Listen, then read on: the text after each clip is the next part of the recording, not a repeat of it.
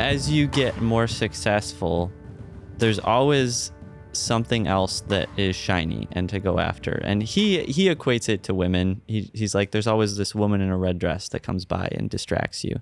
And the thing about being successful is that not only are there more women in the red dress going by, but they're also more attractive.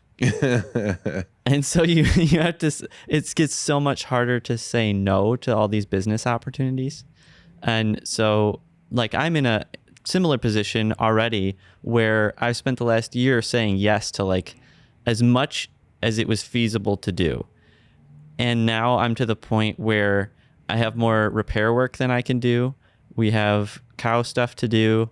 And we're building out some work. We're probably not, we would probably like to build out like the equipment operating stuff, like the light excavating, winter commercial snow removal. And now I have to start saying, okay, we're going to pick a direction a little bit. We're going to scale it back. And like this idea about the residency program, like I absolutely have to scale some of those things back if I want to do that. And yeah, it's so much harder to say no, especially when the opportunities get better. When people just show up at your shop with you know, 100+ an hour work all the time and your phone's ringing, like it's hard to turn that down constantly. But is the issue maybe your prices aren't high enough, right? That you have too much work? Yeah, maybe, but also there is a point at like, no, that's probably fair, because if you did just charge more, you would get less phone calls, but I'm also taking care of a lot of people I know, and I'm like on par with a lot of the other shops. And I tell them like, I have other work to do before I will get to you with my farming and stuff. So it's not always faster either, but they're just bringing it to me. I get a lot of weird problems, things that people are like, I don't know where to take this, you know? But there's still people that I want to look after because a lot of them do a lot of things for me too. By far. Yeah, that's the challenge of like if people are hiring you because of your relationship, then you have like an added dimension in the negotiation about price. Like for me with speaking, right, like it really comes down to what is the market rate and how busy am I and how unique is this thing. But then there's sometimes where you're like, I really do want to go give this talk because I like this group, or I think that, you know, this is a person that was supportive of me years ago when things weren't good. But like if I don't charge a high enough price, then I end up leaving my family or I'm gone. And I think like this is one of the new and hardest things about being a dad, which is like, it's very easy for a culture to be like, oh, you should spend as much time as you can with your kids. Well, if I do that now, then I'm not building for the future. And but I don't want to not be around for them. So like, it's this constant tension about, are my prices high enough? Am I doing this for my kids? It's not just like an ego thing of how much money can I make? It's like all these weird things you have to keep juggling. Opportunity cost, right? Yeah. Opportunity cost. Yeah. Yeah. Yeah. I think that I am going to keep having to say no to things, and it's going to keep being harder. And I know I can do better with what I have, though. Like, it's not just that I have finite time and I'm filling it. Like, I actually could work harder, and I know it. And I could be more present and impactful with my kids in the same time, and I know it. When you say you could work harder, what do you mean? I think that Paul Graham has a good essay about this, about working hard. And basically he just says that if you're a young person and you're working hard, then, and I don't remember all of this, so I'm really paraphrasing here, but he says, if you're a young person and you think you're working hard, just know that you don't know what working hard is yet. You don't know what you don't know, and you have to keep looking for it.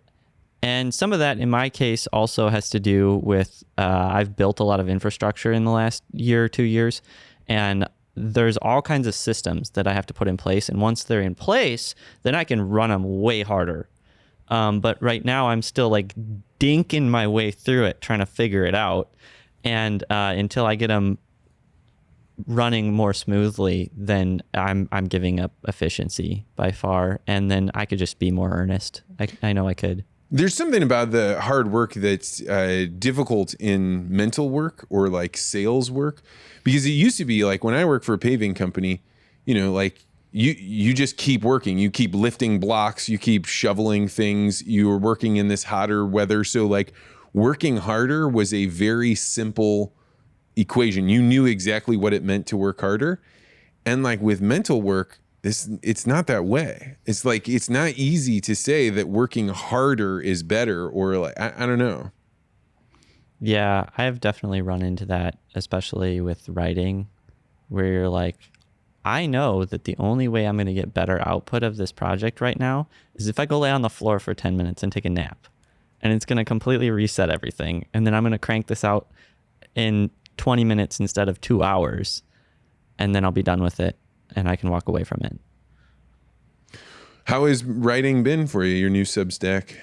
I don't think I'm very good at it yet, but I think I've gotten a lot of really good feedback, both on what the writing is and how I can improve.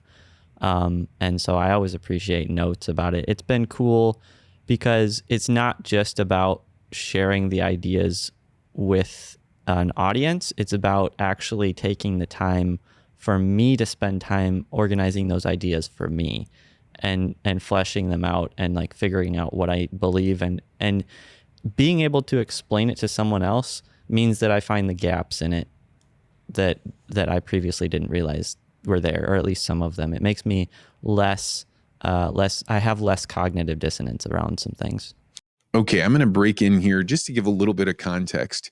We are in a conversation with a guy named Michael Ring. Michael has been a good friend of mine for nearly a decade now.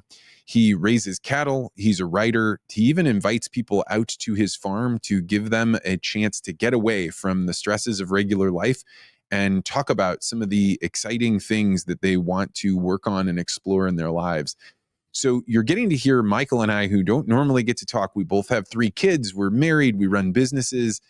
And because he stopped by, I decided, like, let's turn on the cameras and just have a conversation. So I'm really glad that you can be here for it. Michael writes on a Substack that he calls Ring Family Agriculture.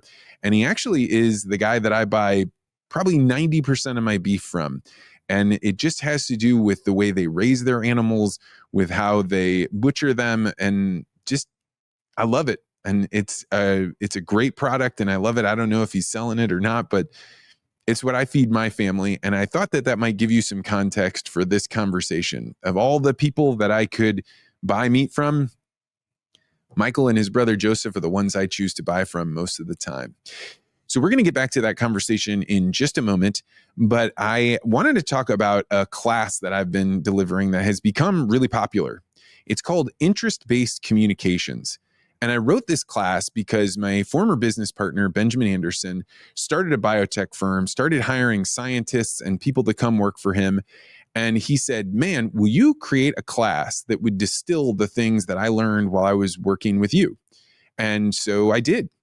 And this class basically starts off with the fundamental foundation of interest-based negotiating. How can I give you what you want and need so that you'll be much more willing to give me what I want and need? But then the class expands and it teaches communication skills like, how do you introduce yourself so that somebody else is going to be interested and they ask good questions and you get to really put your best foot forward? Then we go into having better conversations. How do you ask questions that get people to want to open up, to be excited to tell you things? Then we talk about conflict and how do you handle it when you find yourself in opposition to somebody else? And then we have an entire session on negotiations in the wild. What goes on inside of an organization? When you're negotiating with a person and they represent some larger picture, how can you make sure you're thinking about this so that you effectively get through what you need to get through? If you are interested in having me deliver this course to your organization, to your company, then go to vancecrow.com and fill out the contact form. This has been a new thing that I've just started recently doing after I did it for Benjamin. A hedge fund here in St. Louis hired me to teach it to their employees that were traders and accountants and salespeople. And then I had an animal ag company invite me out to their sales meeting out in Kansas City, and I'm going to be addressing a bunch of veterinarians and salespeople and people working in the warehouse, because all of us negotiate. All of us have to figure out, how do we get what we want and need, but how do we do it without having all this kind of roughneck conflict that we don't want to have. So it's been a fascinating class. And if you're interested, go to vancecrow.com to find out more. All right, let's get back to that interview with Michael Ring. Yeah, I mean, you're writing about some pretty personal things. I've several times opened this up like in the morning, and I'm like just kind of groggy, and I'm like, oh, Michael Ring posted something. So I start flipping through it, and then I'm like, whoa, this is something you can't just stumble upon just anywhere. Did you set out to be like, I'm going to open up these deeply personal things, the death of my parents? Some of that, there's certain elements of that I do keep personal for sure. But I think a lot of people don't realize the degree to which that was really public for me. Even from a young age, if I was like 10 years old, I would have people at church like asking how I was doing and how the living situation was, and all that kind of stuff. And my parents were really well known in the community, and they to this day, I will still have people come up every year to me and say things like, I still think about your parents all the time. And they'll be like, I didn't even know them that well. I wish I was better friends with them. And that's a heck of a legacy to live up to, I guess. But the things that I try to share there are things that I'm comfortable still sharing, and that I've kind of worked through, and I think are beneficial to other people. I think if I have a level of love for the topic, and love for other people that I'm sharing it with, and I'm fine with some of that information being out there, then I'm good with it. As far as like why I've chosen to share some of those things specifically, it has been because of situations that I've run into in real life, and I just was prompted to write that. Like I wrote that one piece about navigating grief as a young person that I think you're referencing, because I was on a call. I was actually hauling a tractor for someone, and the owner of the tractor was with me, and she got this call that her son had died in a car crash. Like, she's just receiving this news when she's with me in the truck. And the son lived with her and had a 13-year-old daughter. And so, we're still a half an hour from home at this point. And she's just like, I'm not home. To the person on the phone, I'll deal with it when I get back. So, we have this half-hour conversation on our way home about like, okay, she's going to have to go to the school and pick up the daughter and tell her what happened. She has an appointment a couple hours later at the coroner's office, and this, like, we're just like working through this on the fly. And so when I was prompted to write this, and this is only about a month ago, like that was the reason behind it. And so it was just really relatable. I could just pull those things out and say, I'm going to give this to you, and I hope it's valuable to you. And it made it just kind of flow out. Like, I think I probably only wrote that in a couple hours. And I hope I can keep doing that in a way that's helpful to people. Yeah, in my experience, the only wisdom worth passing down is wisdom that you earned, right? And like, it sounds like I know you earned your own wisdom, and then you were able to pass that down. How did the rest of that car ride go? Yeah, that was an interesting one, because that lady, she's a retired Local 150 union bulldozer operator. And she'd lost a kid, one of her sons, in the late 90s. And so we had this whole conversation about like what she went through, and what this time would be like that would potentially be different. And she talked about how she read about the 5 stages of grief. She called it, and I have looked through some of the literature on that as well. And yeah, I don't know. It was just, it was, I relate to her really well, because she was very like, we have to get through this. We're gonna focus on this and be strong for those people around us. And we'll just, she knew that she could work through this eventually on her own, and it was important to do that. But right now she had a job to do. And so we could both just be like, all right, we see each other. We're just going to keep going. Yeah. And the parallel in your own life was that you lost one parent and then lost another one. Mm-hmm.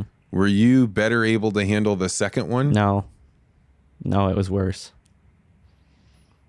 Yeah. Well, I mean, like, I felt very alone because my dad passed when I was 7. He got diagnosed with stage 4 cancer on September 11th, 2001. Yeah. And so he only lasted a couple months after that. And then I'm the oldest of 4. The youngest was very young at that point. I think maybe under a year old when he was diagnosed. And then my mom, I think that was really hard on her. And she, I don't know if it was a contributing factor, because I'm told it was somewhat genetic, but she had a heart problem, and her heart basically screwed up and killed her 2 years later. And yeah, that was definitely a lot harder for me, just because of that. Okay, then you're thrown into all this other stuff. Like, you don't have this stable home life. And mine was more stable than it could have been, because I had a lot of immediate family around, or extended family. But yeah, I definitely benefited significantly by the fact that my mom had become good friends with the grief counselor from hospice when my dad died. And so she was around already. She just showed up at the house after that. And so I did get to spend some time with her. I probably should have spent some time with some other people too. But as far as like going forward from that, I felt pretty alone, and like I didn't know how to deal with a lot of those things from like, okay, like both of my parents are gone. This is like really bad. Right. And we were, so I was the oldest of 4 at that time when my mom passed. The youngest would have been about 3. And, we were just the 4 ring orphans living in the woods in a cabin, and we'd have different extended family members come stay with us for different amounts of time. For a while, until our aunt and uncle decided to move in with us. And then they had 3 kids. So there was 9 of us that lived there for about a decade, which was just chaos, by the way. I know you kind of relate to this because you're from a big family. And ours, I think it was more so just because of all that other stuff that was going on. And then we also had kids that were overlapping ages. And so it just, a lot of the times it was just, my aunt was doing great if she got everybody fed and clothed, and maybe give the kids a bath once or twice a week, maybe do some laundry, you know? And so I think it was really hard on all of us, for the second one, just because there were so many life changes. I mean, to make a family pop up that fast would be so difficult, mixing together things. At least when you're in middle of 7, they just get added. Maybe it's 1 every year, but you're adding on. But to like suddenly be responsible for all of these people. And now I know, as a father of 3, all of those kids are aching for attention. They need it. They need not just clothes and food, but like direction and to keep from killing each other. And you're going through grief while you're at this incredibly low amount of attention. What did you write in your Substack that you think could help somebody else guiding a kid through grief? Well, there's 10 things, and I'm not going to remember all of them. So I actually concentrated more on what it's like to be an individual and the coming of age stuff while grieving. It wasn't just dealing with the grief, right? And so I concentrated on things like, if you can make sure that you understand the people around you, and then create boundaries around that, around your emotions, in a way that you can maintain, because a boundary has to be something that you can maintain regardless of whether someone else is respecting it. Otherwise, it's not a boundary that's useful. I talked about valuing yourself quite a bit, because, I think with younger kids, if they're not getting enough attention, a lot of times they act out, for sure. That's a pretty obvious stereotype. And so if you can become a person that you can build an identity around yourself that you're confident in, and you can project that out, and I'm not saying you have to be like extroverted and stuff, but if you're just if you're a confident person and you have identity around respecting yourself, I would say, then you're going to do a lot better than if you are trying to get the world to love you to make up for that. What identity did you cultivate? I was just busy a lot, but I did have a lot of identity around farming and being busy with that stuff. Because like I said, I had it better than a lot of kids that would get thrown into foster care or something, even despite all the other things that I've had to deal with. I am a fourth generation agriculturalist to work on the same road, Black Hawk Road in Oregon, Illinois. And I got my first cow when I was 6. I got my first word was tractor, as silly as that might be. I got a cell phone when I was 11, because I could then be left in a tractor in a field alone, away from home. And so I was generally just kept really busy with a lot of that. And so I think that was a lot of it. And then I don't know. I feel like when you're that small still, I had quite a bit of responsibility, but at the same time, you are still in that childlike, you don't have a great picture of the world yet kind of whimsical place a little bit. So I don't know. When did you pick up your mechanical skills? It took a long time, and I'm sure I have a long ways to go. But so I worked through, I kind of exhibited cattle all over when I was in my teens, and I had a great time doing that. I was involved in a lot of youth leadership organizations for that, and I would highly recommend that to anyone, especially homeschooled kids. I was homeschooled all the way through until college. And so I was always around a lot of heavy equipment, and it always needed to be worked on. Whether it was just maintenance or whatever, you're greasing and checking oil on stuff every single day. It's not like a car where you look at it every 3,000 miles. And so I'd always had a background in that a little bit, and I knew that if I wanted to be involved in agriculture in a meaningful way, like at scale, I was going to have to be around a lot of heavy equipment. And so I had kind of a penchant for tinkering with things. And so when I was done with my youth leadership stuff, and showing cattle, I started in college with diesel power technology at Kishwaukee College, which is by DeKalb, Illinois, Malta, and it's a great program. And then I went from there and I worked at Deere for a while as a mechanic. And I think it's something that unless you're going to pay a lot of money for, if you're going to own equipment, you're going to have to get pretty big in scale before you can get away from working on things yourself to save money, just whether you want to or not. Like, there's a lot of days where I'm like, I really don't want to have to be the one to work on this, but it's worth so much to do it myself versus farming it out. So it's definitely a thing by necessity.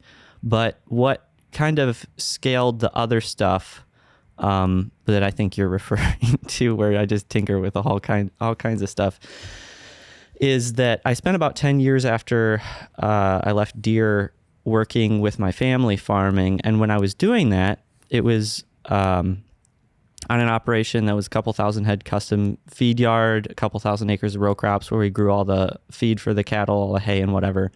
And there's about 6 locations of buildings, and all of them have a well, and a lot of them have houses with furnaces and stuff. And so I ended up spending those 10 years kind of in a sandbox of learning, where I would just have to deal with all these problems that were 3-phase electrical motors for grain bins, or air conditioning, HVAC stuff, or diesel engines or whatever.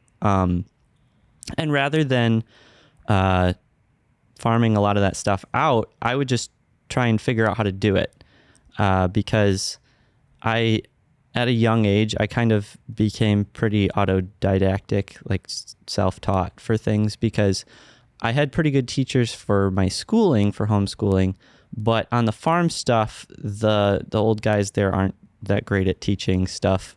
And so I would just figure stuff out on my own. And so I just took that and I was like, okay, I started seeing patterns in how I worked on stuff that it translated a lot between industries, whether it was the plumbing in a house or the fluid systems on a tractor. They use similar pieces, but they're much different, say, pressure ratings or manufacturing processes or whatever. But I started to see that all these things, like underlying it, is all just physics, right? And so if you can take enough of the pieces that are interconnected processes, so like if you learn all of the different types of threads of bolts and fasteners and hydraulic fittings and pipe fittings and stuff, you can take something from one area and you can apply it in other areas. And so once I saw that, I was like, oh, I can learn anything, which is, it's a little Dunning-Kruger there, right? But it really is quite a bit that way. And so the way I think about knowledge in general is actually around this now, where okay, so little story that you probably don't remember, but we've talking about before. There's this guy in France that created interchangeable parts, all right? And as with many advances in technology, it involved weapons. So this guy in France, he came up with a way to make interchangeable parts. And we don't think about this, but that was not always the case, right? If you broke a spoke in a wheel, you had to take it to a shop and they would make the spoke for that wheel. Now we just say all that parts are interchangeable. You just go to the store and you get one, you put it on. So this guy, he made 50 guns and he took them and he showed them to a bunch of French officials and said, okay, I'm going to take all these apart, pick any of the pieces out of here, make a gun out of it. And it blew their minds that you could do this, okay? And that combined with the process of manufacturing processes is actually how I think about knowledge in general, where, you know, if you have a manufacturing company and you say, okay, I'm going to take all these processes and I'm going to put them in the right order, and we're going to put loose materials in one side and we're going to get a product out the other. So you bend a piece of steel, you weld a piece of steel, you paint it, you bolt it together, out the other side comes a machine, right? It's because you put all the pieces of knowledge in the right order, right? And so it's the same thing with all the systems that we work with when we're repairing things or we're building things, like that hydraulic wall I built for the shop. Like, that's combining fluid power systems with a building, right? So yeah, I think that's the general thesis of how I think about mechanics. One of my goals with my kids and my neighborhood is we have a neighborhood where it's got a closed loop. Yep. And so I've always wanted to do this Grand Prix of go-karts. Okay. And I know that all my neighbors are just going to go out and buy their kids a go-kart. But what I want to do is work with my kids to build our own go-kart And I know this is going to require me to do some metal bending and a little bit of welding, and I've got to do some small engine stuff, and then I've got to figure out. And I was around it a little bit as a kid, all of these things, but never did them, on my own. What would be the path that you would think I should start to go down if in 3 years I need to have a go-kart? I would buy a junk one and take it apart. Okay. I would start there, because then you'll see all the components and like how they go together and stuff. But it's not so much that it's a cheat code for you. So you're like, well, maybe we could just fix this one up. You know what I mean? I like that. The taking apart is definitely one of those things that if you've already seen it put together, even if you can't put it all the way back together, you at least are like, I remember taking apart these things. I remember when you walked me through changing out the battery in my truck. And you were like, you could just change it. And I'm like, oh, yeah, I guess I could. But like, these are things that like by being the one to take it apart, putting the new one in is like a cinch. You know what it is. So, but you don't have to do it from zero. Yeah. Yeah. And I think, I don't know that I've had many original ideas in my whole life. I've just taken all these other pieces and I just put them together in different ways. Yeah, I mean, I think I talk about this. I've been doing some writing myself, and there's a group of people out there that I call pattern spotters. And without going like too deep into it, there are a lot of people that you find that are highly logical, right? They like take something apart, or they understand that, if A plus B equals C, then C, minus B equals A. These kinds of logic things. But there's a certain kind of logical person that can take information and extrapolate it out into other kinds of information. And then they can grab, like you were saying, different pieces or different parts of their knowledge and combine it to create something totally new. And I think that pattern spotting is actually the mark of real intelligence. Can you see something that is right for everybody, available for everyone, but you're the one that puts it all together? What we really want around us, somebody like Elon Musk is an extraordinary pattern spotter that's able to not necessarily create from zero like an artist with a blank white page, but instead to be like, I'm going to take this piece and this piece and combine them together to be something far greater than what it started out as. Yeah, that does seem like a lot of the ideas in society that we're seeing are just combinations of that, even in any kind of innovation we're seeing. And it's really very seldom that we find true innovation. Where do you think true innovation comes from then? Yeah, I don't know what that they would necessarily need to be different, right? Like something from zero to a new thing, maybe like a solar sail, but we have to step on things to get to the next thing. So I don't know that you can. Innovation or creativity in and of itself, I don't know, is a kind of energy that I think is the thing we call God, or it's what we call inspiration or a muse or whatever. There is an energy that occurs in creativity that once you've felt it, it's something that I can't create this. I can't generate this without finding or discovering or pushing something new together. It's funny. This is something that I've been taking a little bit of a foray into this year when I've been considering having people visit me more often, because what I'm really trying to do is prompt people to be able to tap into creativity by putting them in a different place and creating a new perspective for them. So I've been inviting people to come visit me at Silvermore, which is where I live.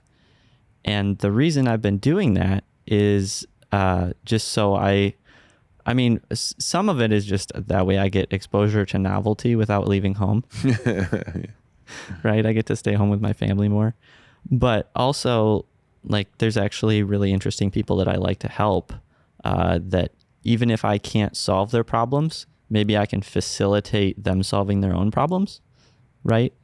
And I think just taking time away and sticking yourself in an environment that's different will prompt new things from you. And something I like to do with that is have conversations with people in a way that you can just be really non-judgmental about. So like, think about if you had somebody that you could just say all your intrusive thoughts to and you knew they wouldn't judge you. And I'm not saying this is theoretical here, right? So it's not truly maybe possible, but it would be really close. So if you could just say, okay, I'm going to tell this person, I'm just going to dump my brain out and it's going to let me, it's kind of like journaling, right? Except it's verbal. It would probably depend on the style of thinking you primarily work best with. So if you're able to just like explain to somebody your problems with a business or with a situation that you're dealing with some partners, whatever, and it was a person who was there being extremely attentive, they're paying attention to you deeply, and they aren't just trying to come up with an answer for you, they're just trying to help you get it all out. And then they can maybe mirror it back to you, or they can like pick out something like the tiniest choices game. Like, I see this one little thing you put in there. What's that about? Right? And like, you might have not even realized that you said it. That's often how it goes, right? But I think that's really valuable too. Like the combination of, okay, I'm in a new place that's giving me new perspective, because virtually everyone that visits me is getting a new perspective. There's 0.3% of the population that has my job, right? In the cattle industry. So, and then also go along with that, you can have these conversations with them. It seems to be really helpful to people. Yeah, I mean, you're speaking my language, right? Like, this is, I discover this through legacy interviews, that people will have spent 65, 70 years engaged with all the people that they are around them, but they never get a chance to talk about something that's gone on in their mind. And when they finally get a chance to say it out loud, they realize things about stuff that they've believed or thought that they knew or felt, that you can see it written on their face. Like, I didn't even know that happened, or I didn't realize that this led to that, and it's like, so providing a space for a person mid-career or somebody that's trying to break through something, I think is an awesome thing. Who's taking you up on it? What type of people? Well, I honestly, I haven't done it in person that much. And the people that I have also have had like other projects that I've wanted to work with them on. So it hasn't been like just that. But I really enjoy, like, Benjamin Anderson sent a couple of his people from his lab to me this spring and had a good time. And I mean, I guess you're probably one of those people too. You've come and visit me. So, along with a few other people that came with you. So before we turned on the microphones, we were talking about the fact that you and I have been experiencing parenthood at almost the exact same intervals. Like, we were both in the hospital. Our wives were both having babies at the, like, literally the exact same time. Yeah. How's it going? I think that kids are great. I think they're a ton of fun.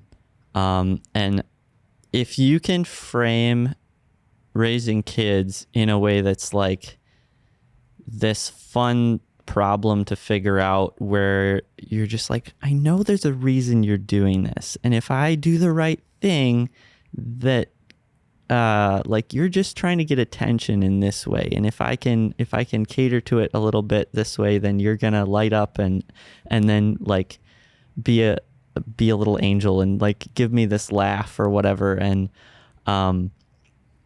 things like kids testing you. I think a lot of people get really frustrated when they get tested by their kids, but really what they're doing is they're trying to find the limits so they can conform to them a lot of times. I mean, I think there's some hellions out there. Yeah, I don't know what kind of kids you have. They're not looking to conform to them. Well, but they're going to find them. And so if you can see them and you can see like this like instinctual drive to just find the very limit of what you're okay with putting up with. And if you put the guardrail in the right spot where it's way more fun, if you spend time on that, if you really put meaningful effort into saying like, no, this is the limit of how you can act about these things. Like you can come up and you can poke me, you can act like you're going to tickle me, but you can't like punch me in the face, right?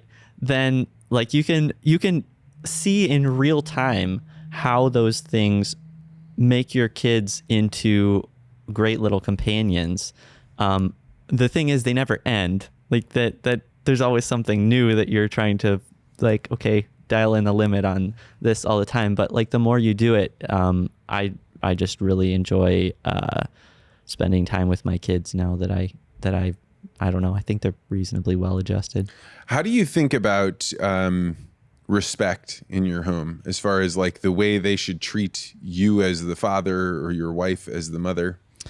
Yeah, I think that's one of those things where kids keep pushing when they're like, no, I don't like to eat this for dinner or whatever. And they'll like keep saying, no, I'm not going to eat it. No, I'm not going to eat it. But I do like to let some of that stuff happen because if they do keep pushing, I want them to be comfortable pushing back a little, like a decent amount really, because they'll teach you things with that. They'll teach you stuff all the time about like, oh, that actually, okay, that milk, I thought I gave you a fresh bottle, but really you found that somewhere and it needs to be changed out or what, you know, like they're giving you information that's actually useful. They're not always just disrespecting you.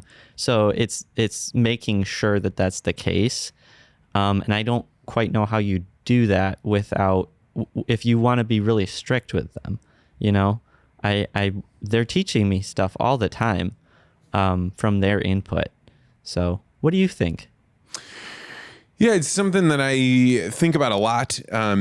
Like table manners, for example, are something that we have instituted. And it was funny because my wife, like, I'll be correcting my daughters about like, hey, we always put our napkin on our lap. And my wife will be like, oh gosh, I forget about this and put her, you know, like, because it's not like when we were a couple, we did this, right? Like we had table manners, but like instituting, how do we talk with one another? We have a way that we start every meal. We have a way that we ask for them to get down.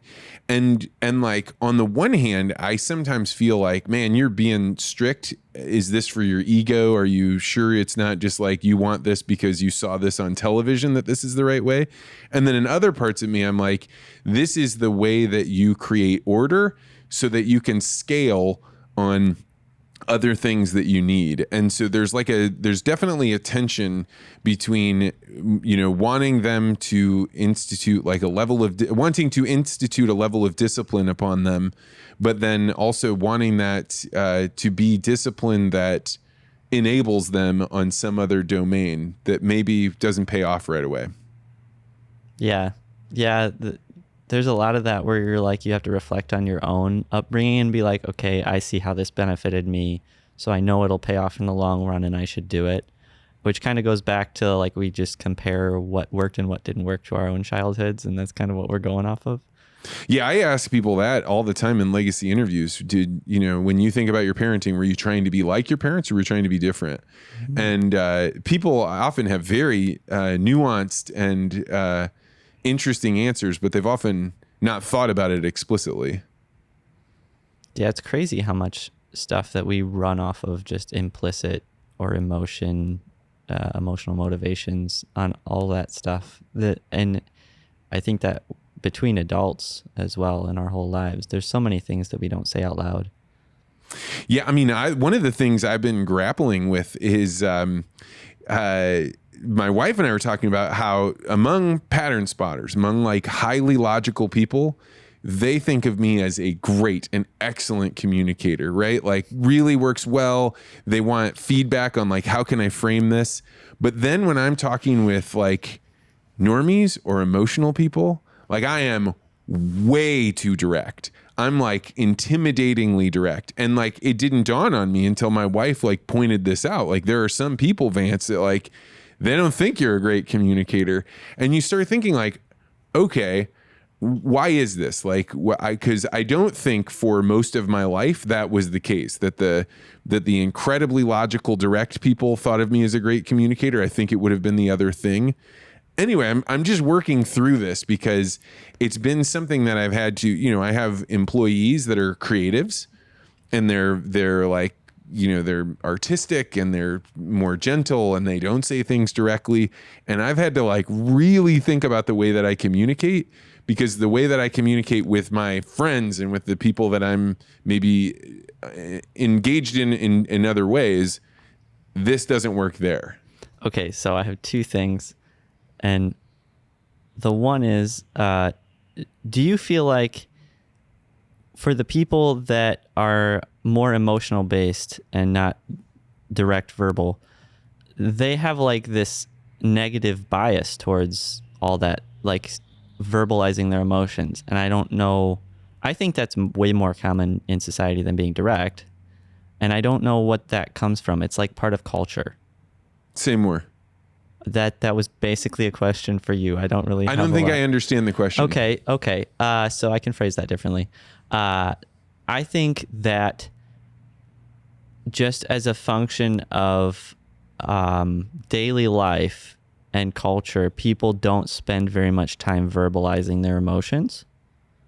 I think that we typically just feel our emotions and don't do anything about them most of the time. And I think between parents and kids growing up, I see it a lot where you just kind of learn by osmosis, learn by example about how to handle situations with your emotions versus explaining them to your kids.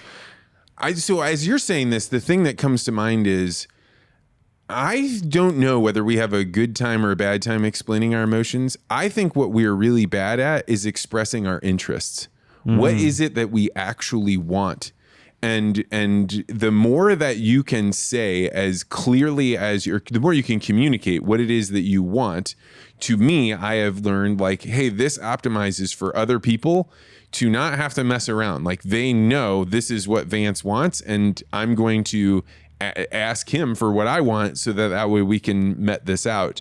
And what I'm coming to realize is there are some people that expressing what they want is really difficult for them. And I think that this is something that I've clearly worked on. I think about it a lot. I write about it a lot. I work on it a lot, but it's still something that is not obvious to me. And I think it's because I used to be more like that. I used to either not know what I wanted or to be afraid to say what I wanted. And now I am the opposite because I figured out how much it's helped me. But this creates like dissonance between me and people that are either afraid or don't know what they want. Okay, so this leads perfectly into my second thing. So you have given me feedback on a lot of different situations. You and I have known each other for a long time at this point, and we've talked about how we interact with our wives and our kids and all this stuff. And within that, I can see that when you give me or other people feedback, you are choosing how you say it, because there's half a dozen or more different pieces of feedback you could give me that are all things you're thinking, but you both choose to give me a certain thing and you choose to articulate it a certain way. So how do you think about communicating with those people that see that you're doing those things? You mean the people that I guess which people? So I see that you do that. And so you have to think, well, I know you don't have to think, but there's the potential for you to think metacognitively about me thinking about you thinking about it. Does that make sense? Tell me more. I'm open to where you're going with this. I'm open to the exploration. Okay. I'm sorry. I'll try again. So if you're giving me feedback and I'm saying, okay, that's good feedback from Vance, but I know there's a lot of other feedback you were also thinking about giving me. And within the feedback that you did give me, you thought of several different ways to give it to me before you did so, and you chose one. So I think about, well, why didn't he give me the other ones? Oh, that's interesting. But this is, moreover, how you think about me knowing all that stuff. Yeah. Okay. So that's what you mean by like metacognition, right? Yeah. It's not just what am I thinking? It's what are you thinking, and what are you thinking that I'm thinking that you're thinking, which like very quickly gets like weirdly Turtles all the circular. way down. Yeah. But is important. This may be one of my creative like strengths or whatever, where it's hard to know like, hey, where did that creative idea come from? I don't actually have multiple pieces of feedback to give you. I have the one to give you that I think, hey, this is one that I've thought of. And generally speaking, in the spirit of my mentor, Peter, I often give people the feedback that I think they would want if they knew that I had to give it. And so like I am telling you something not to hurt your feelings or not to even change you so that it benefits me. I'm usually saying whatever I think like, oh, Michael would want to know this if he knew that I thought this. Not because I thought it, but like you would want to change this, or you would want to understand the way you're doing that is making people feel this way, or the way you're expressing this is hampering the thing that I think you want as your outcome. And so my feedback is really fashioned after my mentor, who and another guy named Court Winnicky, who we both know, who both are extremely good at giving you feedback that you would want to know if you knew that somebody else had that information for you. That's interesting. I had no idea where you would go with that. I'll re-listen to this and see what I think of that.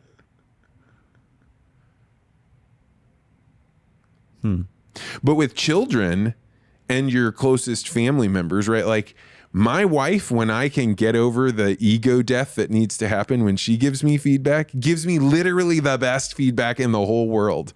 But it is a fight for me to receive it, right? Like we have a whole process that after I've done it a few times, I now am like, oh, okay, I can try and jump over that part where I'm resisting this. And I'm sure it's the same with your kids. I'm sure your kids have to become resistant in some way to your feedback in order that they can stand up on their own and they aren't like, crippled by your feedback and your thoughts. And those that don't become resistant to their parents' feedback become their parents' automatons, which is definitely not what you want. Way worse. Yeah. That's interesting that, okay. So you're saying you have a framework for being like, okay, I am receiving feedback, and so I need to consciously open my mind to it and be able to take it in and think about it and not just be really resistant to it up front just because I'm emotional and I don't want to, be told I'm wrong. Right. Yeah. Or even just feel the feelings of being like, if they're right about this, now I'm embarrassed because I can think of all the circumstances under which I have screwed this up, right? So somebody gives you feedback about the way that you interacted with another person, and very clearly like, well, I do that with a whole bunch of other circumstances. So now I'm not just feeling the sting of embarrassment of whatever that one thing is that you're telling me about, but I'm also having to be like, oh, right? And like we all know the incredibly horrible feeling of wincing about something you said or did, and then seeing it ad infinitum into your past. Yes, for sure. Yeah. And I think that's probably, that definitely hits today because my wife did that to me and I really deserved it like 2 days ago. And I was like, okay, we'll work with that one. But is that something that you came to like primarily through interacting with your wife, or is it just something that you brought there? I came to these realizations about my wife in retrospect. So like, if before I was going to give a talk, I need to have a sounding board, right? Otherwise you're just saying it to yourself or whatever. And so then when I'm saying it out loud, just like you said, when you're writing down for your blog, you all of a sudden discover your gaps, right? And when I'm when I'm talking in front of my wife, there's parts where I'll be like, da da da da da da, like I'll finish that out, and she'll be like, no, like what are the details there? And I'll be like, I mean, I've got it. Don't worry about it. And she'll be like, no, I want to hear it. And then you realize like, okay, I don't actually have that. And then, or if you have like a transition, this is one thing I'm saying, and now I need to tie it to this other thing I want to talk about. And she'll be like, that transition's terrible. Like nobody's going to know what you're talking about. She's not telling me it's terrible because she's like, I want to stick a dagger into you. She's being like, let me put a flag here and like, let's work on this. But instead I'm like, oh, how you just don't understand and like know the energy and whatever it is. And like, eventually I come back down and I'll be like, okay, well, what do you want me to do? And then you're like, okay, actually that is better. And then I come to the conclusion like, okay, I can work on it this way. And this is what you mean. And then it becomes smoother. And then I'm like, oh, this is great. I'm so glad I made this change. But I have to go through that psychological like hurdles and pain and frustration and all of that. Yeah, I definitely get that when you're just like, I want to put this in an article so bad, and there's nothing around it that you can tie to it with. So yes, resonate strongly. Does your wife read your speeches? Or is that just like no, if you're like just like before a spitballing? speech, like before we're leaving the night before, we'll be like chatting and she'll be like, what are you giving to talk about? And I'll be like, you don't worry about it. And then she'll be like, no, let's talk about it. Or sometimes, and this is really when I'm giving new talks, I got to give it to somebody, right? I got to share it with somebody. And like, in the last year or so, I've given a lot of new talks. And this is where I am literally taking an idea that has been an abstract thought in my mind and trying to put it into words that another person not only can understand, but can use. Like my talks are, about communications, but the highest praise somebody can give me is that's really practical. I can use that. Mm-hmm. And so to take an abstract idea of something that I just do naturally, or I've seen somebody do or something, and turn it into a metaphor that can then be practically used and instructions that don't guide somebody off in the wrong path is hard to do. You're threading a pretty tight needle there. Yeah. Yeah. Man. I wish I could hear more of your talks on a like, I don't know, I wish they were cataloged somewhere a little bit better. Because I will go occasionally look up something if I think it's relevant. Joseph's really good at remembering them for some reason, so I just sometimes ask him, my twin brother. Well, this is nice to hear. I've been working on writing all these concepts down. Really? Yeah. And AI has been very helpful to me because it transcribes them, and then I say like, ask me questions about this, and then because it does, then I'm verbalizing things, and if I say it a few times, then I come home, and if it's like a good enough idea, then I'm explaining it to my wife, and then I write it down. And so it's AI has been that kind of non-judgmental person for these ideas. Do you use what voice mode do you prefer? If you're talking to it, and do you use that part for this? Yes, but then it always fucking interrupts me. Grok is horrible. Horrible. I got so mad 2 days ago, and I was trying to do that. ChatGPT is a little better. It is. Yeah, and I use Claude a little bit, but so now what I actually do is I record things in voice memo. I just talk to my phone and record it. And then I use the transcription that you can get from your voice memo, and I upload the written thing to my AI, and then have it respond, which is like a step I don't want to have to do, but it works way better for me to not be interrupted or not to have the idea hijacked or changed in some way. Couldn't you just use like the voice transcription thing on ChatGPT? So you can. It's just tighter this way. Oh, and then I also have the recording itself. Okay. Yeah. No. That's okay. That's very valid. Yeah. How do you use AI right now?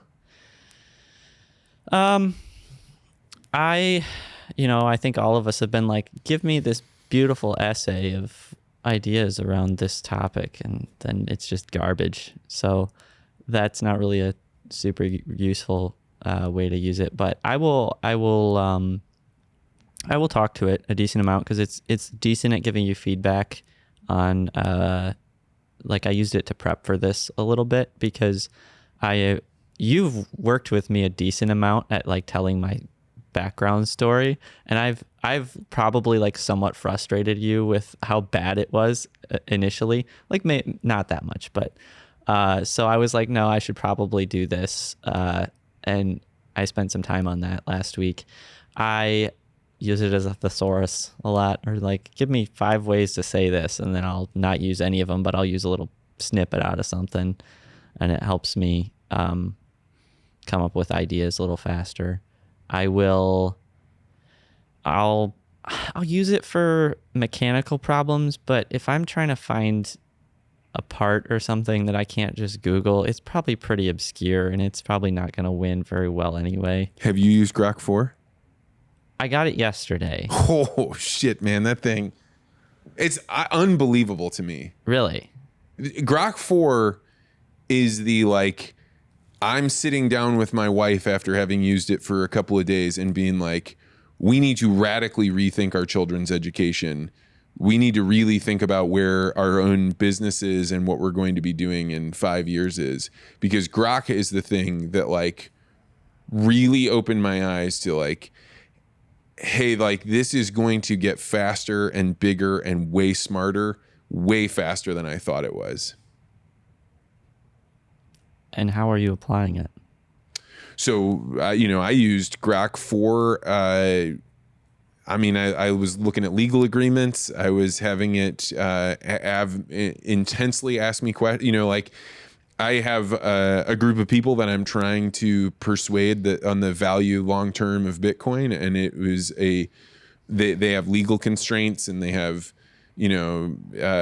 psychological constraints, and Grok 4's level of discourse with me is as good as if I went out and as anyone from Pattern Spotting's ability to articulate a great case. I mean, it is truly staggering to me how intelligent it is. It's like something has happened with Grok 4 that's probably worth talking about. In the past, you used to have people that went to elite institutions and they got elite degrees, a PhD in a field from Harvard or MIT or Stanford.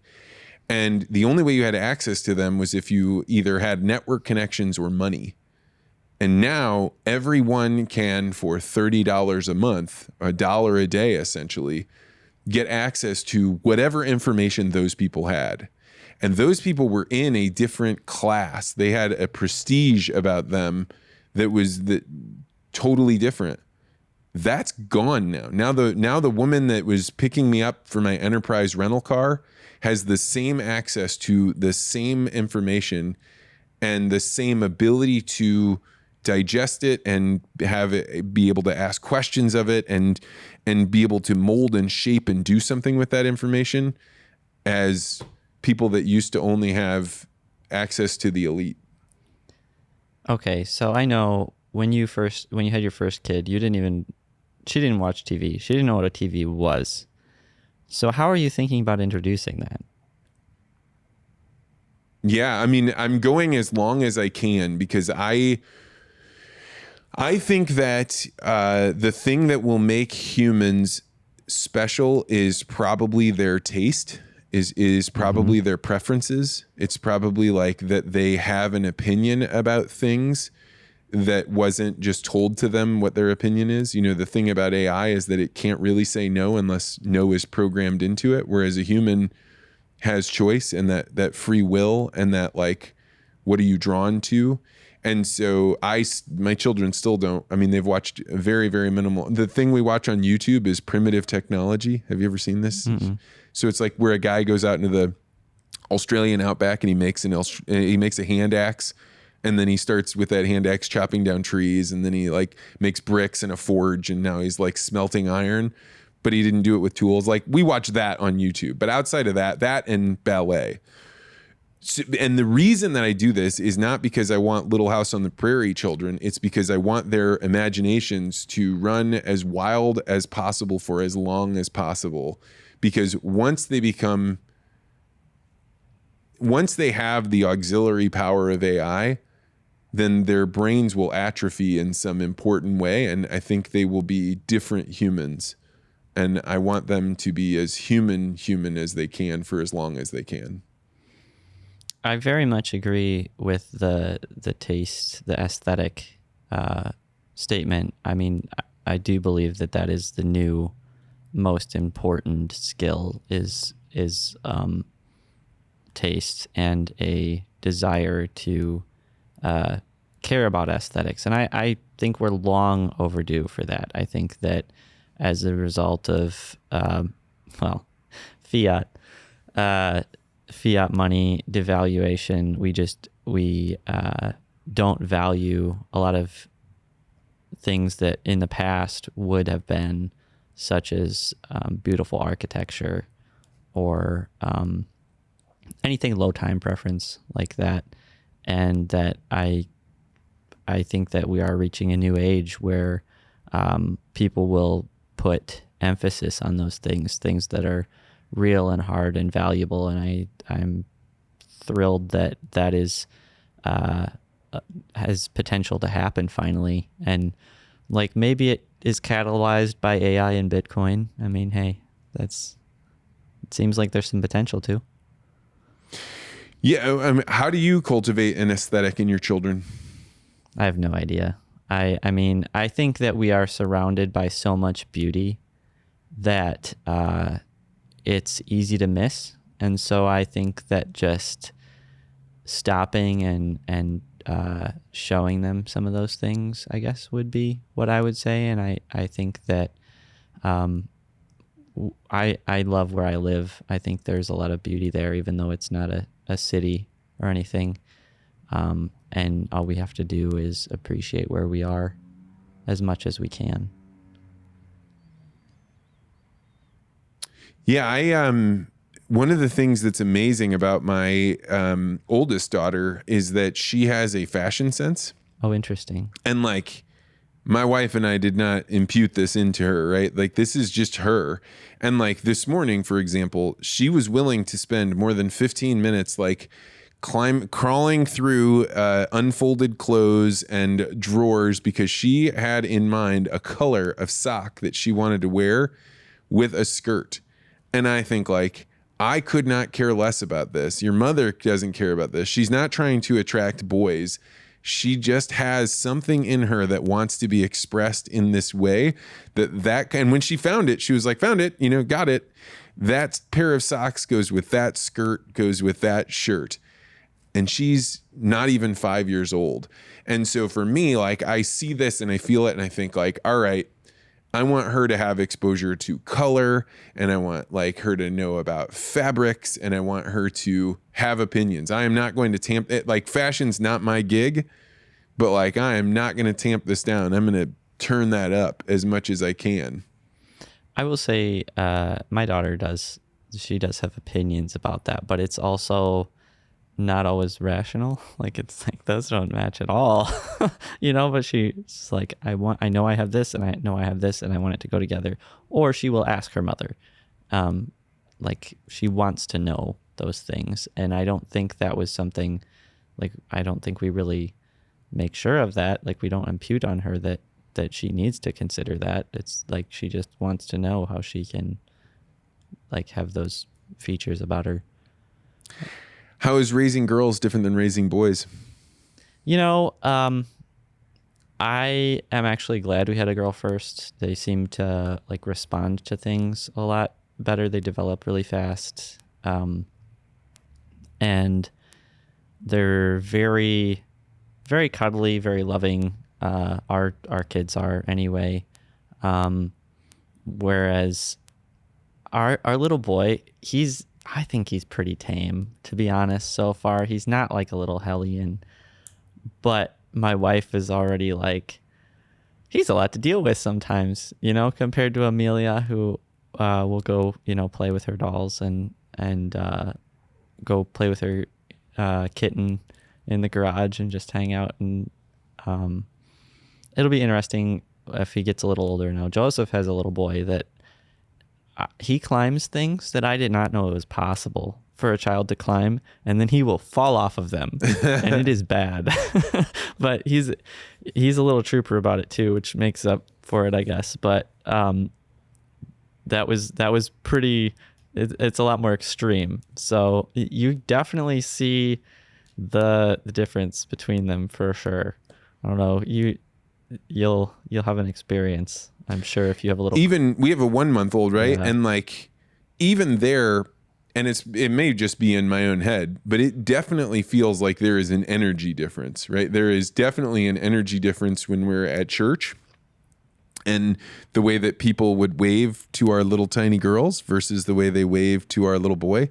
You know, they like at that age, they look really, really similar. So maybe it's just the way they're dressed or whatever, but like it feels like there is a tangible difference, an energy difference that like, when all this argument is going on about like, oh, you know, boys and girls and are, you know, do we just teach them their gender? I don't think so. And we're only 1 month into this game and I've, you know, my little boy is different than my girls. It's so different. It's so stark. And I mean, I get that every kid is different, but like en masse as an average, it's extremely stark. It's very present. Yeah, that's right. Yeah. So you mentioned Bitcoin and fiat, and one of the things that you are into that is like a foreign language to me is commodity trading, or at least like understanding futures. And you're involved in a group of people that get together and talk about this. What does a group of commodity traders get together and talk about? Yeah. Well, okay, this is the part where I have to really try not to say words people don't know, just because it has its own pattern language. And basically, my primary involvement in commodities started just because I'm in commodity ag, right? And there's a lot of zeros moving around that you are just a lot of times trying to break even or a little bit more on. And so you really need to hedge risk. And so that's a lot of what farmers are interested in commodity markets for in terms of futures and options trading, maybe, is they're hedging risk. They're trying to say, I'm going to lock in some kind of profit, or I'm going to limit the amount I can lose. And so it's a really emotional game because it's more than just number go up. It's all the emotion around sunk cost fallacy or losing things as humans that we fixate on way more than we do on the gains. And so I think a big part of it is just focusing on managing your emotions and making smart decisions. And I say that as someone who's done a lot of dumb things in that process. And thankfully, I haven't really lost that much money at it, especially since a lot of the time I'm hedging things. I'm just managing risk. I'm not speculating that much. But you know, if you have, if you have 500 acres, you still have to manage several $100,000 of risk just on your grain. Meaning you're going to grow that grain, corn or soybeans, and you could wait until you've harvested it and sell it at whatever price the market gives you that day. Or you could start saying, well, I'm going to sell a little bit of it now while the market's at this price, and I'm going to sell a little bit of it as it goes forward, in order that you don't ever lose more than what it costs to produce it. Yeah, and you can do that with things like put contracts where you're saying, okay, I'm going to give up 10 cents of my margin that I know I'm not going to get back necessarily, but if I do that and this contract is sitting there, then I know I can't lose more than this much money, because if it does go under that, I'll just execute the contract and then I have the option to sell it, but not the obligation, right? And so that it's kind of like buying insurance, you know, you're giving up a little bit of your profit margin to lock it in. And there's a lot of tools that are offered through the government now, especially with insurance price protection, with the LRP on cattle, that you're able to buy some of those products and they are effectively insurance. Like you're just locking in a limited downside. And I think it does work best when you use them unemotionally, when you just, okay, this is a math equation and I'm just doing something responsible. But at the same time, like it's not always like that. Like you're still at the mercy of the markets, and you can look back and say, yeah, I should have contracted 2 years out, and now I feel like crap that I didn't, and the price dropped in half, and there's nothing you're going to do about it. Like that happens to people. That's happened to a lot of farmers in the last 2 years. And so, yeah, you mentioned I'm part of a group that is just a handful of farmers that are interested in that type of thing. And honestly, a lot of what we talk about is the emotions around it and thoughts around how to be better people on our own, and like what that brings to us as business people when we're making these decisions. And it's a lot of jargon and math and stuff too. It's like I see these patterns and the magic lines and the ways the market moves relative to whatever, Do you believe in those things? The technical charts? Yeah. My personal idea there, and like take this for what it's worth, which is nothing, is I think it's human nature. I think they are a representation of what we think they are. And so like if everybody believes that's what it is, then that's kind of what it is. And that's how it works. So if you're just, if it's a combination of agreed upon rules along with human behavior, and you're just modeling what human behavior would do across it, then the emergent phenomena from it are just a product of human behavior. Even if it's computers trading, they're computers designed by people. So let me restate this and see if what you're saying is this. Sometimes people will see these charts like some kind of a triangle in the way the red bars are and the green bars are, and then they'll say, oh, this is coming to like a point, and we know that the next thing that's going to happen is a giant green bar is going to show up there. And since we all know that this is what happens when that happens, and we're going to buy because we are anticipating that green bar means the number go up, and because I'm doing it and you're doing it and those 5 people are doing it or those 5,000 people are doing it, then it is a self-fulfilling prophecy. The green bar goes up because everybody saw the signal that wasn't necessarily an actual signal, but it kind of was a pattern that people agree on. Is that what you're saying? Yes, I would say that is a possible option that it could follow. But then, so that is a technical, but the other side of it is a fundamental. So the fundamental side is what is actually happening in the real world. Trump tariffs, the game's different now. Okay? What does that mean? What it means that it's still chaos theory. Like it's okay if in a vacuum, if you're just looking at the technicals, yeah, it would probably work that way more so, where it's just human nature. But then we have the chaos theory of the world that it throws you a curveball, and if that drastically changes the scenario, that's the thing that it's going to follow now. My sense is that the chaos theory is like that's always going on, right? Before that, it was, war in Ukraine. Before that, oil embargo or people printing money or whatever that is.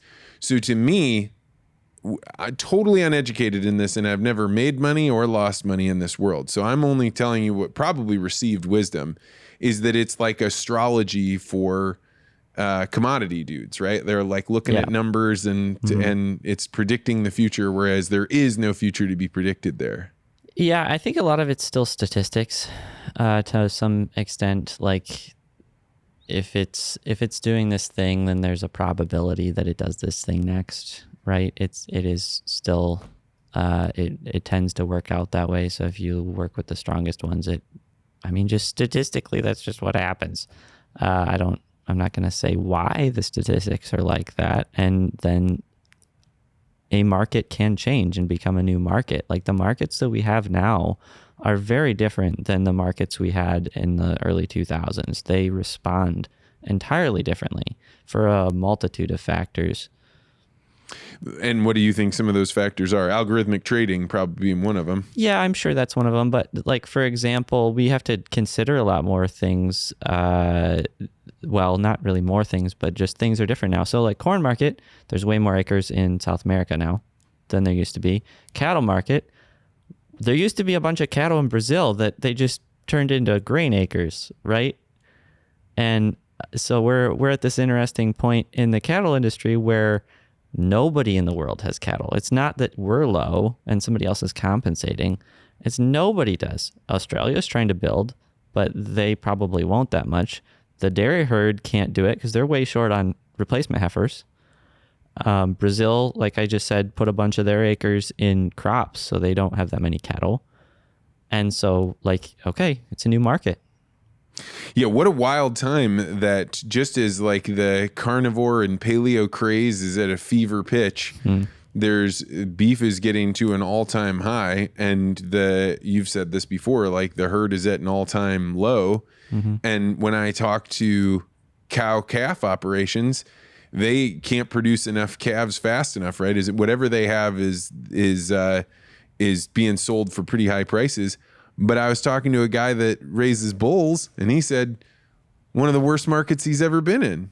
That like his highest price bull. You don't agree with that? No, I don't. I think it's really dependent on where you are. Because like the one ranch that I bought a bull from this spring, they sold every extra bull they had. Seed stock is its own game. It really is, especially with bulls, like even more than replacement heifers, because you only need so many bulls. A mature bull services 30 cows, right? So you need way less of them. So bulls is a really regional thing, and it has to do more with your customer base.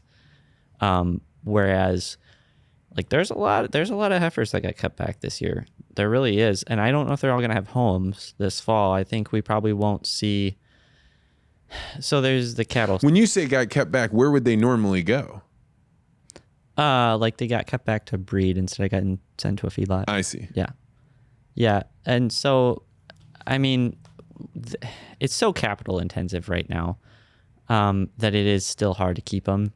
And like, I wish I had more of them, and I can't make myself like we just retained like a third more, and I can't really see laying out more capital just because it's a lot of capital to do it. That's because you're raising a cow that's going to have a baby, and you've got to feed her that whole time, and you're not making money on her going to be sold to be turned into beef that people eat. You've got to keep her fed and healthy, and that's the capital that you're putting into her in order to be able to have one more calf next year. Yeah, and that's the thing about agriculture in general. It usually has lower returns than a lot of other places you can stick money in the world, right? And cattle is no exception, because if you're developing your own heifers, you breed a cow, they gestate for 9 months, they have the calf, we wait a year, turn them out as a yearling, breed them, wait another year to get a calf, and then you wait another year to feed the calf out before you get any return on that heifer if you're fattening her calf out. Like that is a heck of a window to pay interest on for a return that is not, I mean, even with today's prices, if you have a bunch of stuff financed, it doesn't work. Like you have to have cheap rented land, you have to have cheaper equipment if you're going to finance the cow. You can't, if you need land, equipment, and cows, and you can't finance all of them. There's no way. You have to start with equity somewhere, or you have to rent, or you have to do something. You have to have some advantage. Okay, I'm going to take just a couple of moments to break in here. One of the things that I'm doing when I'm not interviewing interesting people like Michael is that I'm conducting legacy interviews. This is where I sit down with parents and grandparents, and we talk about their life stories. We ask them questions about their childhood, what it was like to grow up when they did. We capture stories about their career. What were the ups and downs? When were things that you were planning to work out didn't work out? And we talk about their marriage and raising children.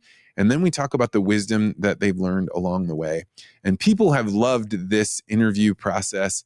We hear all the time from families that have watched it together and said, I learned so much about my parents. I had no idea. And I'm so glad we got a chance to watch it before they were gone. Because that meant not only could we hear their stories and laugh along with them, but we could ask them more questions. We could discover more about not just them, but about what makes me, me. And a lot of my clients, they say, I'm so glad that I captured this because my children are going to understand me better because they saw what my parents were really like. They heard what my parents did and what they thought about. I think that's going to help my kids understand me better. If you're interested in having me record your loved ones telling their life stories, go to legacyinterviews.com to find out more. All right, let's go back to this interview with Michael Ring. You know, I hadn't thought of this question until now, but you may be one of the best poised people to answer the thing that I'm always saying, that I think that ag land could be demonetized or will be demonetized by Bitcoin. You're one of the few people that both understands ag and understands Bitcoin. What do you think of that? Do you think that Bitcoin is going to take out some of the monetary premium in ag land? I doubt the statement that I'm the best positioned, just because I don't think I'm that smart or knowledgeable about this subject. I think that we will have unprecedented levels of private equity come into farmland, and that will be the only thing that staves off falling land prices like we saw in the 80s. I don't know that we're going to see private equity come in. Private equity is going to run into a bandsaw in the next 6 months. And it is because there is no hedge fund on earth right now that is making better returns than the Bitcoiners. None. Zero. So now they're going to have to justify all of their expenses all their big salaries, all their fancy offices. They're now going to have to justify, why would we do this for you to trade in all these things where you get a 20% return, where Bitcoin and gold is getting 100% return? That is a great point, and I guess I hadn't fully considered that. However, I think we still have another 10 years of the older demographic that won't switch as fast, and I think they want to stick their money in land at a private equity level. Maybe I've got to. Can I just go on this? Go. Is fun. So, I think the boomers are discovering something that is going to shock them, which is the amount of money that they've been saving and that they have as wealth is going to be liquidated to pay for their health care, which is going to continue to go up and up and up. And one of the ways that they have stored their wealth is in the equity of their house and in their stock portfolio. And no one that is in the younger generations coming up has the money to buy their houses at the prices that they have been told from Zillow and that they've told their financial planner that their house is. And that really what they're going to get is 60% of whatever that house was worth, which is going to be nowhere near what they anticipated. And there's going to be so much wealth that evaporates because it was just paper wealth. It was just written on a spreadsheet.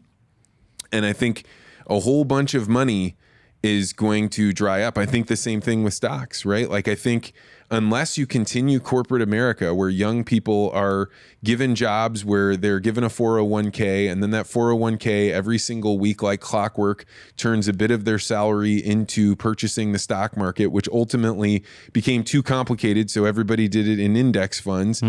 That is going to go away. It's going to come to an end, because as corporate America doesn't keep these people employed, the boomers' houses are going to go down, and there's not going to be people to buy the stock market that there was before. And you're not going to be able to liquidate it when you need it the most because of your healthcare costs. Okay, so I think that a lot of people get to be right given the right timeline. Because this is something we see in options a lot, where if you pick the right time duration, you're right, but a lot of times you don't. And so what you're saying about them liquidating this, that all happens in the next 10, 12, 15 years, right? Yeah, I would say probably faster. I think probably 5 years. 5 years. I think we're talking 5 years. Okay. So with that in mind, if we keep having inflation to where they see their home prices may even continue to go up. Okay? Maybe, yeah. Because they might still have more zeros, but their buying power is going down. Do you think how much do you think that's going to affect their realization of what's happening? If their buying power goes down versus are they still just going to run out of money? Doesn't matter. They're going to run out of money. I don't know. 5 years may, as I'm saying this out loud, that may be too fast. But my point is, as the government has to print money in order to be able to meet their financial obligations, the buying power of boomers is going to go away before they realize it. So they're not going to realize just how much healthcare costs are going to be, and they're not going to realize that there's nobody around to be able to buy their houses. And so their actual, if we were to call it like their actual buying power is going down much, much faster than anybody perceives. And this is why inflation is an actual evil. It's like they're being taxed to death and they don't even know it. And they're looking at young people and they're like, oh, poor young people, but we're really wealthy. But what they don't realize is like, no, actually you're not. You're having all of your wealth sucked away too. Yeah, the timeline thing is really just the answer. Like that's the unknown, I think, is like we can sit here and be like, yeah, this is probably going to happen. And then we just, that would be the part that would make you look like a genius, is whether you knew what the timeline was. Yeah, I mean, and taking an options contract and being 2 weeks, too early means you don't win anything. You lost it all. Yep, should have rolled forward. What do you think the future of Bitcoin is? You've looked at them. I assume you've looked at the math of like, okay, if these highest decile or whatever percentage of people owned this little itty bitty percentage of one Bitcoin divided across all of them, what do you think the price would go to? Have you ever looked at that in theory? If I have, I couldn't say anything meaningful about it. Okay. I've looked at some numbers from a couple family office services, mainly just one. And I mean, it looks pretty good to me because there's a lot more wealthy people with no Bitcoin than you think. And if they jumped on it, I hope that everyone would be on it too, because it has a lot of potential. So say more plainly what you mean. Well, I mean that if you take the top few percent of people that are extremely wealthy in the world, not just in the US, in the whole world, and you divide it across the amount of Bitcoin that there's not very much Bitcoin to go around relative to the people that have all the money in the world. So what do you think happens when they decide it's a good idea? Yeah, the price goes crazy. I mean, right now, there isn't even enough Bitcoin out there remaining for all the people that are current millionaires to have one Bitcoin. Mm-hmm. And that's like one of those staggering thoughts where you're like, yeah, but they're so rich. And it's like, well, there's just, whenever they start running towards the door, mm-hmm. there's only so many people that can get through the door. Yeah. So like just from the statistics side of it like that, I think that it has a ton of potential. Like it's unfathomably good potential. And along with that, I've talked to some people that locally that are like, well, I think there's other better technologies than Bitcoin that still do the same thing, but they're more efficient. And I really do take kind of the Jack Mallers approach of like, no, that is the point. Like it's supposed to cost money to mine. It's supposed to be hard it's supposed to cost you something for the transaction. That's what helps keep the value in it. And it's moving trapped energy. So yeah, I think that's the big thing I've been thinking a ton about, which is like, I don't think we have enough. I don't think this is all that profound, but we do not have enough energy to do the things that we want to do, because like the AI that we're talking about, that is all energy, right? It's mm-hmm. super organized energy into complex thought and computation. And Bitcoin is going to require energy, and whatever manufacturing you're trying to bring back or reshore, that's going to require energy. And so, until we start seeing giant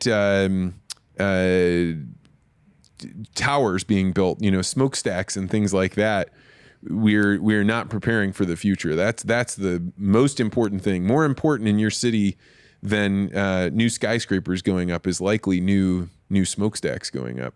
Nuclear, you mean? Like cooling towers? Cooling towers, yeah, that's what I mean, smokestacks. Yeah, which I live... Or coal, I don't care. Do it all. It doesn't matter to me. Whatever it takes to generate energy. You know, it's funny. Illinois actually is pretty robust on nuclear, and they're really... They've gotten some pretty lucrative offers already at most of the plants in Illinois for data centers next to them. Like we thought our light water reactor at Byron was going to get shut down like 10 years ago. And now they're putting a data center right across the road to get power off peak or whatever. And that's going to revitalize our area. Well, extend it. Like, we live in a really nice area, but it's going to extend the potential life of that whole deal for who knows how long from that being there, and the jobs it's going to bring in. And we're already, like, our base is pretty manufacturing heavy, so we have a decent amount of jobs, but that's going to be a higher tier of salary for sure.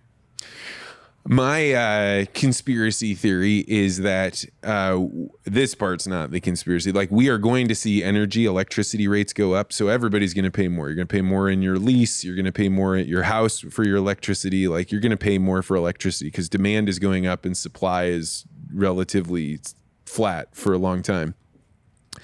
But I think suddenly we will no longer see anybody talking about climate change. And I think that's because the climate change operation was funded by people that wanted to constrain the supply of energy. And it was not actually, I mean, they certainly got people to become ideological about climate change, but the way that kept getting propagated was by energy companies that wanted to keep the supply constrained so that way prices would stay up. But now we are going to have so much demand that they won't need that anymore, and we will see climate change and the conversation around that be way, way smaller than what are you doing to bring the price of electricity down? Do you think that will, for the ideologically invested people, do you think it will just kind of pivot over to like clean planet stuff?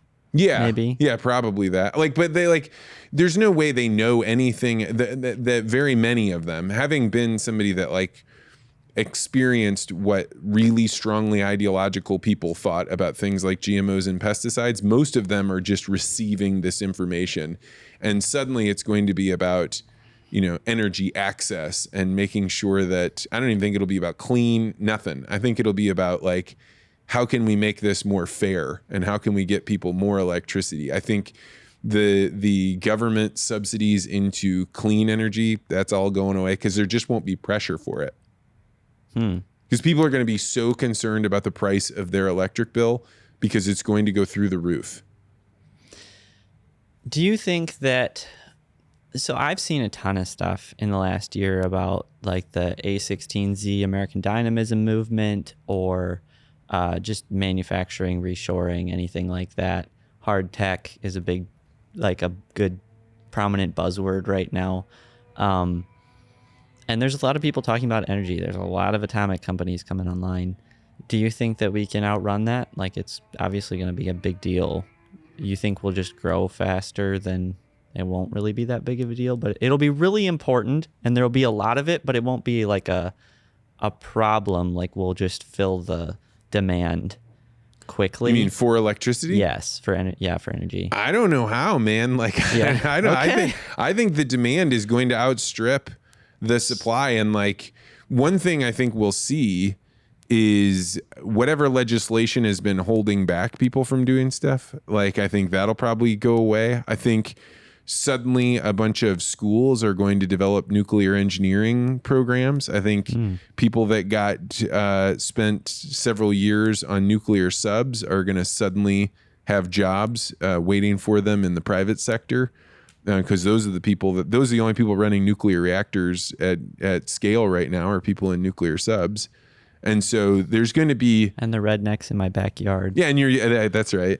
But like, there's just not that many people out there. And we went for so long without training those people. Entire programs were shut down. So but even if you start producing those people, it's just like producing a Navy. You can't produce a Navy in a generation. It takes 3, maybe 4 generations to create a Navy just so you have experience and knowledge and know-how. I think that's going to be true of electricity and energy. Whether it's 4 generations, I don't think it's quite that long, but it's going to take time. And in the meantime, every single time you are typing a question into Grok or speaking to it, it is using an enormous amount of energy, way more than a light bulb. Well, I just hope that they don't take my liquid fuels away. I hope that we can keep using those indefinitely. In the meantime, you mean like diesel and gasoline? Yeah. Well, I don't seriously believe that. I think that I think we will still have to rely on fossil fuels a lot through this process while we're building all that stuff. It's going to be incredibly important. I don't think fossil fuels are going anywhere. I think we're going to see the return of coal. I think we the demand for energy is going to be so high, and people even the people that are renting, they're going to look at their rentals and they're going to find out, oh, I'm paying now 10% of my income for electricity. That's when you're going to see them be like, maybe I don't care so much about climate change, because I think that's the demand it's going to be. I've been getting solar quotes the last 2 weeks, and you're telling me that I should probably. Solar's great. Yeah. I mean, yeah, absolutely. I think solar is going to be big. I mean, I haven't been able to verify this. I tried to look it up, that China is starting to do that kind of sci-fi idea where they harvest solar electricity from outside the orbit and then shoot it and then beam it down. These are the things that are going to happen. That's the only way we'll leapfrog over coal, and I don't know that we'll leapfrog over nuclear. Like if somebody can find one of those kind of breakthrough technologies, then we will be in a different game. But unless we do something wild like that, coal's coming back. Well, there's only like 40,000 people that work in the coal industry now. It's pretty small at the moment. So I'm sure they could, I'm sure there's mines not in use that they could bring back. Yeah, and I now have seen that the Chinese operate like fully remote coal mines where there are guys living in cities, and then they sit in front of these like bank of TVs. Oh yeah, and they're like controlling like cat stuff. Yeah, and it's amazing. Cat has some really cool tech for that. That's come really far in the last decade. Well, we got to talk about Bitcoin and my favorite things here at the end. Is there anything we should have brought up? Well, I do have one little story about the Daemon for you. I know how much you like the Daemon, and I mean, there's plenty of other things we could talk about, succession or social technologies, but that's up to you. But do you want to just talk for a second about how you think about the Daemon? Yeah, so the Daemon is the idea that inside of you, or inside of me, I'll just speak from my own personal experience, is that there is a voice that tells you kind of direction. Hey, you should do this. Hey, go in this direction. This is important. And I do not have control over that voice. I don't tell it what to tell me. It is just something that is in me. And so it's something that it's hard to describe. You know, is it an actual voice? I don't believe I'm schizophrenic, right? It's not like crowding out my other thoughts. In fact, I have to be very cognizant and very patient and like open myself up to this voice. But that voice, when I follow it, guides me towards possibilities that I would not find if I was just operating in the world normally. And does it lead you well, or is it like an alchemist type thing where if you follow what you're supposed to, then it kind of works out as long as you're diligent? Or is it just, here's the motivation, you have to figure out how to apply it well? Mine has been pretty clear. When I have read Carl Jung, I used to go around trying to wake people up to their daemon. And he was like, who are you to do this, right? Like, don't do this. And so I don't know, maybe other people's guides them in the wrong direction, or maybe it gives you ideas. And if you're not prepared for those ideas, it can take you in bad places. Mine has guided me towards people that have been very helpful to me. It's guided me towards doing things that I probably wouldn't have done if I hadn't had this nagging voice in my mind, but that ultimately I look back and think those are some of my most valuable decisions. Do you know what the charges were when they actually sentenced Socrates to death? Only something about like misleading kids, I think, misleading the youth. That was part of it. So there's 2 charges that they were actually able to get to kind of stick. The first one was around corrupting the youth, and that was basically teaching them his methods of reasoning, more or less. And then the other one was actually impiety. So impiety at the time, so we got to frame this just a little. This is in Athens. It's right after the Peloponnesian Wars, and it was a really fragile time where the state had to really think about the social cohesion and being united in terms of their politics. And so this is Greek mythology area, right? So you have the state religion that is the word of Zeus, and these are the way it works, and this is what we follow and whatever. And so at the time, religion was an extension of the state. It was one and the same. It was how they controlled their populace. This is not a unique idea. This is what we've seen religion used for a lot. And what Socrates was doing was he said that he had this thing called the daemonian. And it was what he called like an angel or a deity or a spirit within himself that was this inner voice.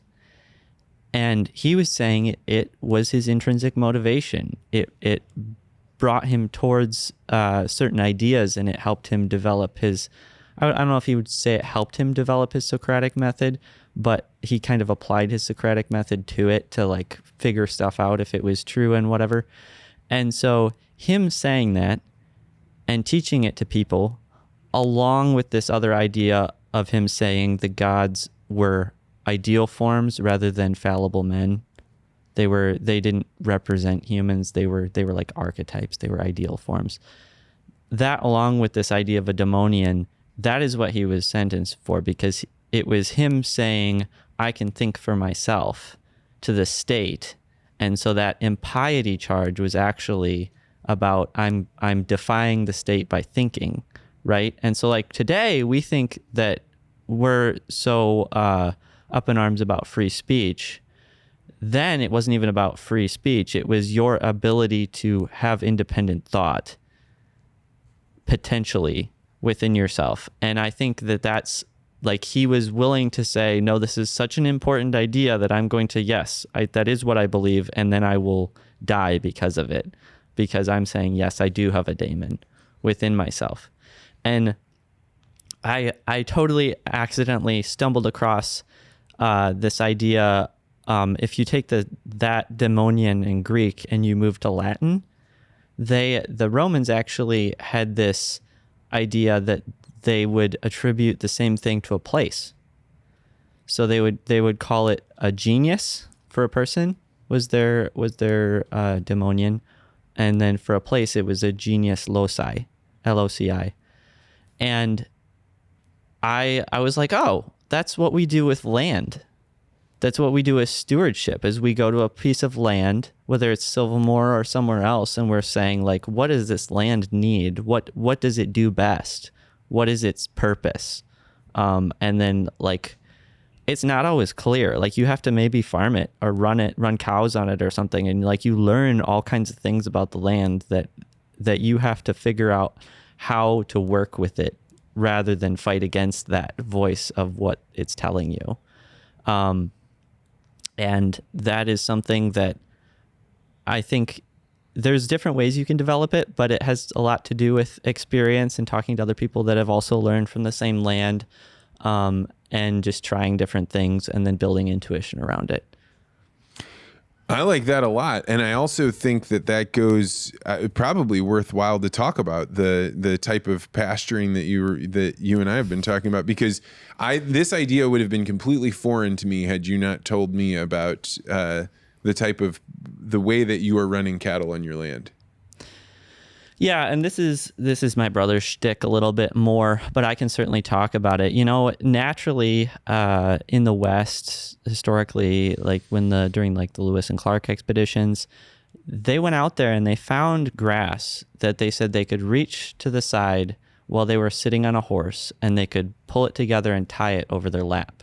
It was so dense and so tall in the Great Plains, and that would be exceptionally fertile land. And I believe the reason that it was able to be that fertile was because of large roaming herds, where they would have tremendous amount of weight come by and be concentrated on a certain area, and animals would graze there, and they would defecate there, they would walk everything in, and then everything was trampled. They ate it, they knocked it down, whatever. Okay, now what do they have to do? They have to move again, right? And they can't come back until that has grown up again. So they wouldn't bother. They would have a big, wide-ranging pattern they'd go in.